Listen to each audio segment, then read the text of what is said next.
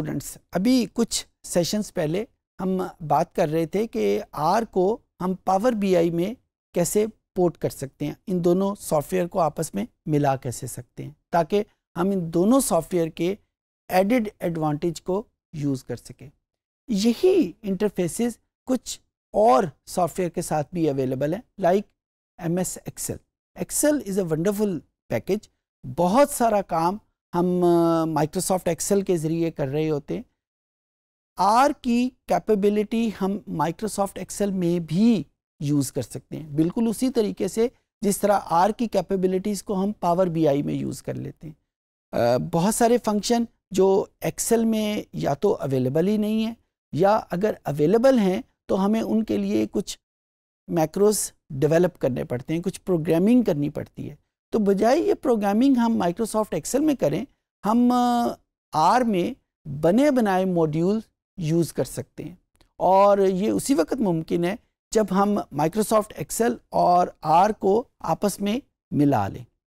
इस सेशन में हम डिस्कस करेंगे कि किस तरीके से हम आर को माइक्रोसॉफ्ट एक्सेल के अंदर लेके जाएंगे और आर की कैपेबिलिटीज़ को, आर के फंक्शंस को एक्सेल में कैसे यूज़ करेंगे। आइए कंप्यूटर की स्क्रीन पे चलते हैं और देखते हैं कि हम इन इंटरफेसेस को कैसे डेवलप करते हैं। ये स्टूडेंट्स, ये वो हमारे पास एक इंटरफेस मौजूद है जो आर और एक्सेल को आपस में कनेक्ट करने में हमारे काम आता है। बहुत सारे और भी हैं, लेकिन ये बहुत यूज़फुल है और जिसका अभी थोड़ी देर पहले मैंने जिक्र किया। ये वो वेबसाइट है जहाँ से हम इसको डाउनलोड कर सकते हैं। डाउनलोड पे क्लिक करेंगे और अनफॉर्चुनेटली ये इस वक्त सिर्फ विंडोज़ के लिए अवेलेबल है, मैक या लिनक्स के वर्जन इसके अवेलेबल नहीं है।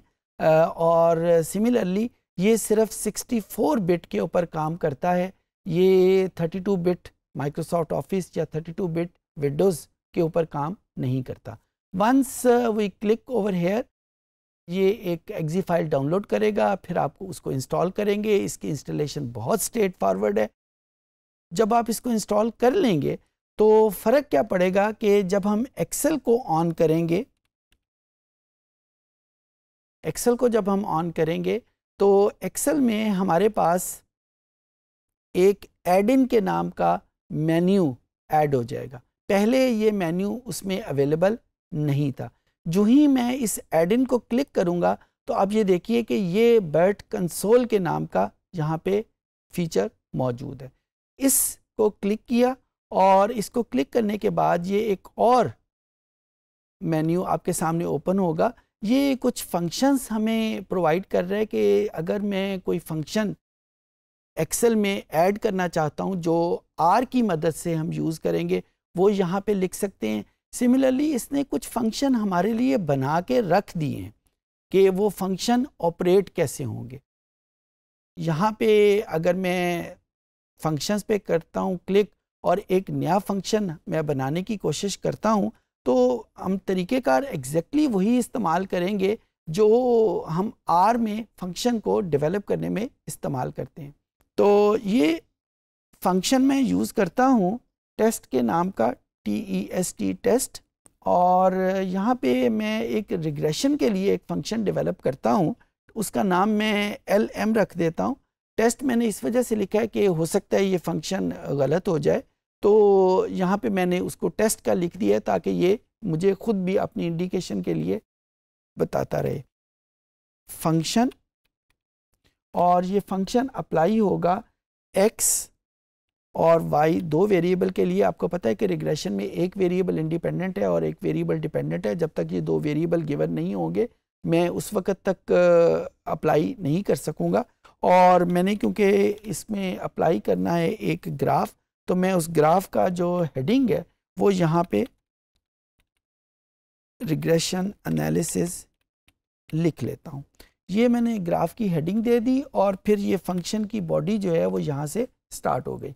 फंक्शन ये कहता है BERT बर्ट डॉट ग्राफिक्स, कि मैं उसके बर्ट के ग्राफिक्स को यूज़ करूँगा। डिवाइस यानी इसी डिवाइस को यूज़ करूँगा और cell is equal to true, यानी इसी डिवाइस के एक्सेल का जो सेल है उसमें ये फंक्शन लिखा हुआ आ जाए। उसके बाद सेमीकोलन, सेमीकोलन का ज़रूर आपने ध्यान रखना है क्योंकि ये कमांड अभी मुकम्मल नहीं हुई। प्लॉट एक्स वाई, आपको पता है कि जब हम आर में कोई प्लॉट यूज़ करना चाहते हैं तो पहले हम एक्स एक्सिस की वैल्यू लिखते हैं, बाद में हम वाई एक्सिस की वैल्यू लिखते हैं। तो ये प्लॉट एक्स वाई हमने कर दिया।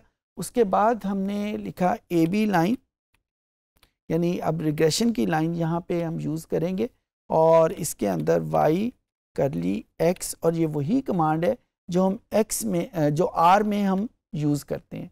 और जब ये कमांड हो गई तो फिर हमने इस डिवाइस को ऑफ कर दिया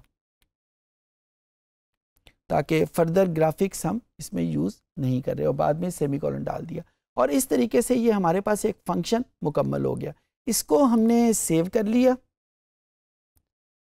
ये सेव होने के बाद जब हम एक्सेल में जाएंगे और एक्सेल में लेट से कोई डेटा हम यहाँ पे रख लेते हैं, ये मेरे पास एक्स की वैल्यू हैं और ये मेरे पास वाई की वैल्यू हैं, और इसमें मैं एक प्योरली हाइपोथेटिकल डेटा इसमें ऐड कर लेता हूँ। चंद एक वैल्यूज़ हैं इसमें, एक्चुअल डेटा मेरे पास इस वक्त नहीं है। एक्चुअल डेटा आप इसके ऊपर अप्लाई करेंगे। अब जब ये फंक्शन बन गया तो अब आप देखें कि वो जो फंक्शन हमने डेवलप किया था जिसका नाम हमने टेस्ट LM रखा था, वो एक्सेल की मेन रिपॉजिटरी में आ गया। और उसका देखने के लिए कि ये हमारी मेन रिपॉजिटरी में मौजूद है या नहीं, हम इज इक्वल टू आर, और अब आप देखें कि आर के बाद जो हमारे पास फंक्शन है टेस्ट LM के नाम का, ये फंक्शन यहाँ पे लिखा हुआ नज़र आ गया, r.test टेस्ट और LM, ये फंक्शन हमने लिखा। उसके बाद हमने इसको x की वैल्यू देनी है। x की वैल्यू हमारे पास C4 से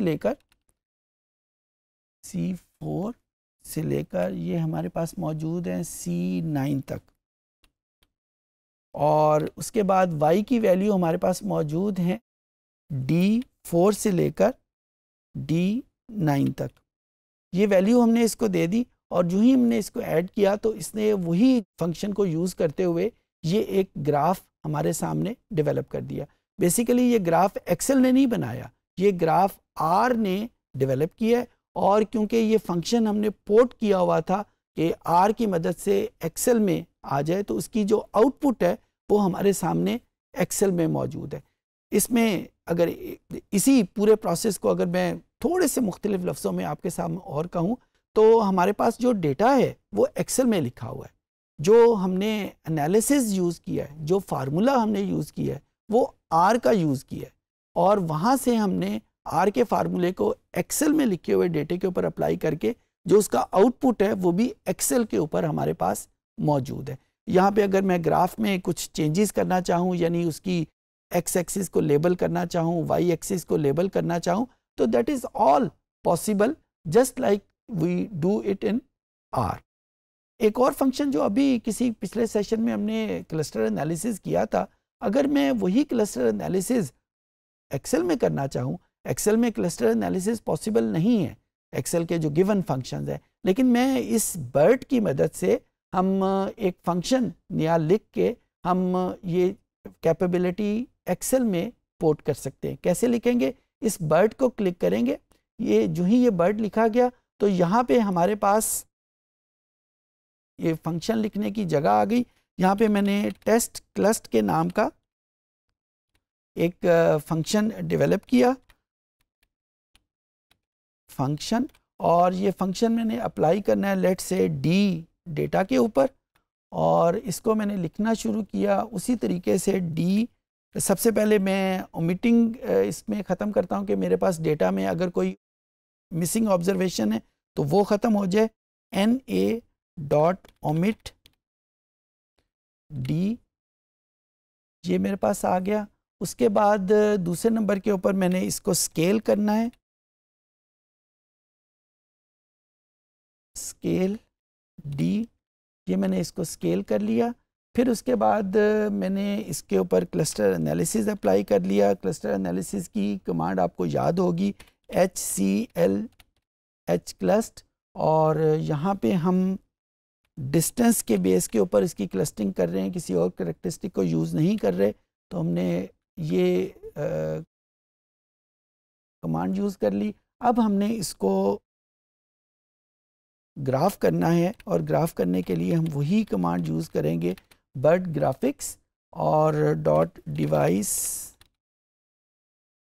cell is equal to true, क्योंकि हमने सेल में ही वो ग्राफ शो करना है और इसके आगे हमने सेमीकोलन डाला, प्लॉट सी और उसके आगे हैंग -1 डाल दिया। ये हैंग -1 जिस तरह लास्ट टाइम भी आपको बताया था कि हमें वो उसके जो आउटपुट है वो बिल्कुल एक स्ट्रेट लाइन में हमारे सामने आ जाती है। जब ये कमांड हो गई फिर हम इसकी डिवाइस को ऑफ कर देते हैं ताकि फर्दर ग्राफिंग इसके ऊपर पॉसिबल ना हो।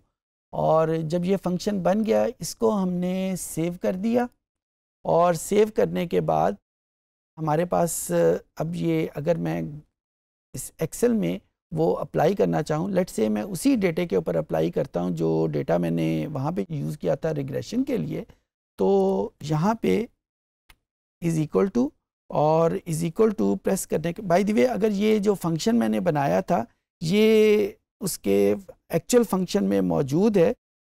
हमें पता है कि हम सारे फंक्शन एक्सेल के कैसे लिखते हैं, हम शिफ्ट F3 प्रेस करते हैं तो जो एक्सेल के जितने भी फंक्शन हैं वो सारे हमारे पास लिखे हुए आ जाते हैं। सो इस तरीके से हम जो क्लस्टर एनालिसिस का भी, जिस तरह हमारे पास ये ग्राफ बना है एक्सेल में रिग्रेशन का, वो डेंडोग्राम जो हमने आर में डिफाइन की थी वही डेंडोग्राम हमारे पास इधर एक्सेल में आ जाएगी। इस सेशन में हमने देखा कि कैसे एक इंटरफेस आर के लिए डेवलप किया जा सकता है एक्सेल में। इस इंटरफेस का नाम बर्ट है। हमने देखा कि कैसे इसको डाउनलोड करेंगे और फिर इसको यूज़ कैसे करेंगे।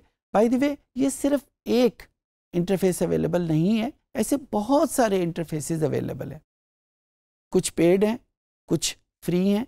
ये जो इंटरफेस है ये बहुत कॉमन है, बहुत पॉपुलर है। खूबी इसकी ये है कि ये आर की कंप्लीट कैपेबिलिटीज़, भले वो एनालिटिकल हो या ग्राफिकल हो, उसको एक्सेल के अंदर ले आता है। वरना दूसरे जो इंटरफेसेस हैं वो या तो सिर्फ ग्राफ्स को लेके आ रहे होते हैं या सिर्फ एनालिसिस को लेके आ रहे होते हैं। ये उन दोनों को एक्सेल में जमा कर देता है। और सबसे मज़े की बात, फ्री है, हम इसको यूज़ फ्री ऑफ कॉस्ट कर सकते हैं। एक लिमिटेशन इसकी है जो अभी थोड़ी देर पहले भी डिस्कस हमने की कि ये सिर्फ 64 बिट वर्जन्स के ऊपर काम करता है। ये हम 32 बिट वर्जन जो विंडोज़ के हैं या माइक्रोसॉफ्ट ऑफिस के हैं, अनफॉर्चुनेटली उसके ऊपर ये काम नहीं करता। उम्मीद है चीज़ें आपको समझ आ गई होंगी।